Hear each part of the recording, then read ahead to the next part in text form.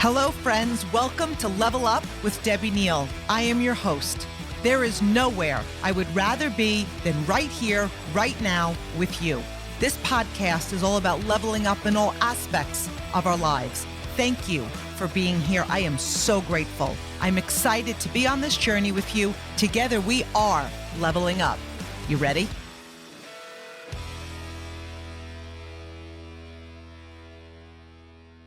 Hello, my Level Up family.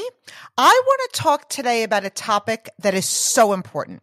So no matter what it is that you do for a living, you will have moments and days that possibly feel like they're filled with anxiety or maybe overthinking, doubt, fear, questioning yourself and what you're capable of. And that can happen from an obstacle. It could be something that someone said or did. It could be from a friend or a family member or somebody close to you criticizing you. It could result from a goal set and missed and you feel defeated. And quite honestly, the list is endless of why we can feel a certain way. But the most important thing that you can do is bring yourself back as soon as possible to an abundant and loving mindset, because our minds can be like squirrels and they could run out of control.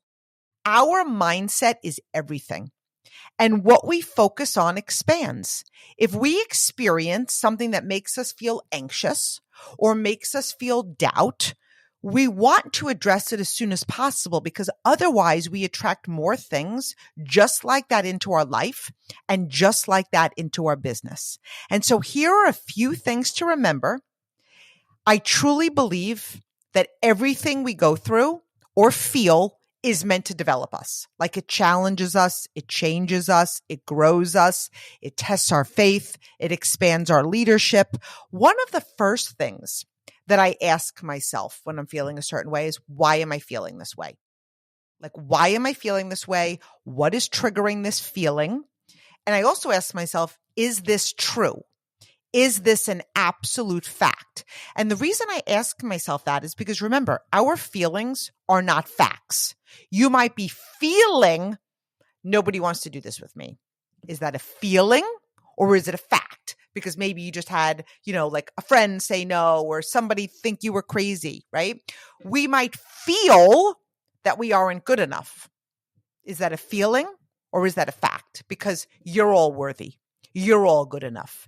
Some of us might have more growing to do, more practicing to do, more developing to do, of course, but you are good enough for anything that you put your mind and your heart to. 99% of the time, it's a feeling. It is not a fact. The truth is we feel. We are feeling beings, okay? And if we don't control how we feel, we allow negative thoughts and feelings to live inside of our head rent-free.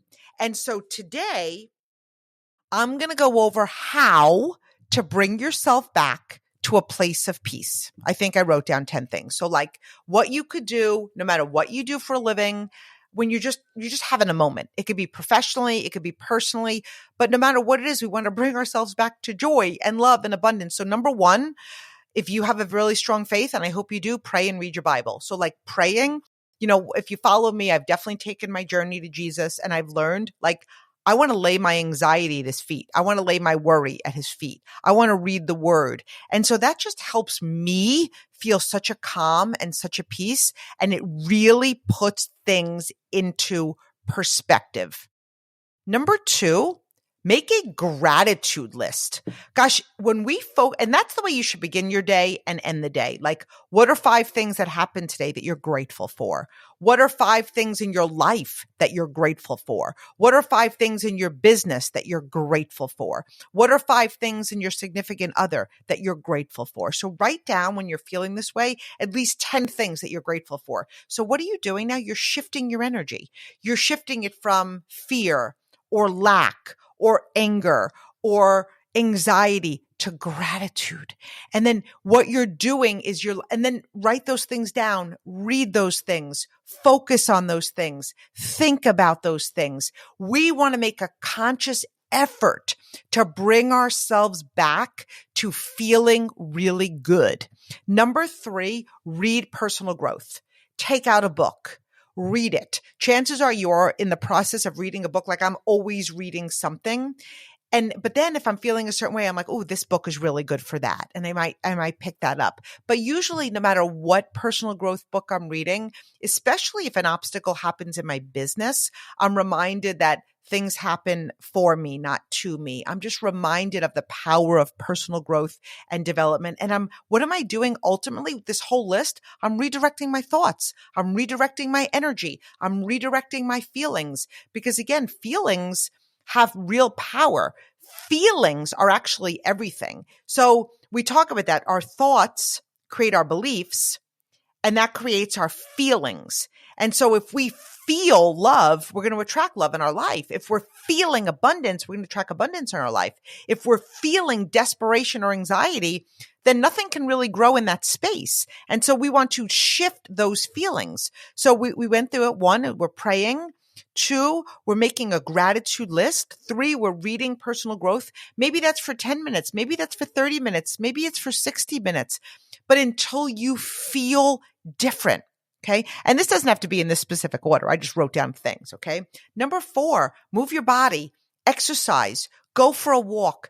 I love going for a walk. I walk every day. I love going outside. I love feeling nature. I love seeing the grass. I love seeing the trees. I love hearing the birds. I love seeing flowers when they're in bloom. I love listening to worship music. I love to just feel the wind in my face.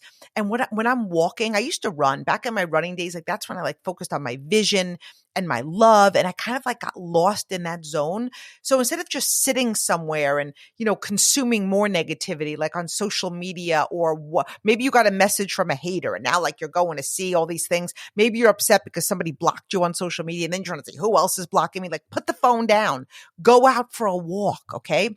Number 5, make a list of why you're doing your business. So maybe there's something that's making you feel in your business. Maybe it's an insecurity. Maybe it's a doubt. Maybe it's an obstacle. I don't know, right? Maybe it's somebody who was so excited to do this with you and then they changed your mind. Maybe it was a presentation that you had and then it canceled. And maybe all of a sudden it's making you feel horrific. Make a list of why you're doing this business. Why are you doing this? What's your why? If you have a why that's going to make you work, it's going to see through anything that comes your way. Nothing great is achieved without stuff, without obstacles, without setbacks, without feelings of inadequacy. So make a list of why you're doing your business. Bring yourself back to that place of focus, of love, of excitement, of abundance.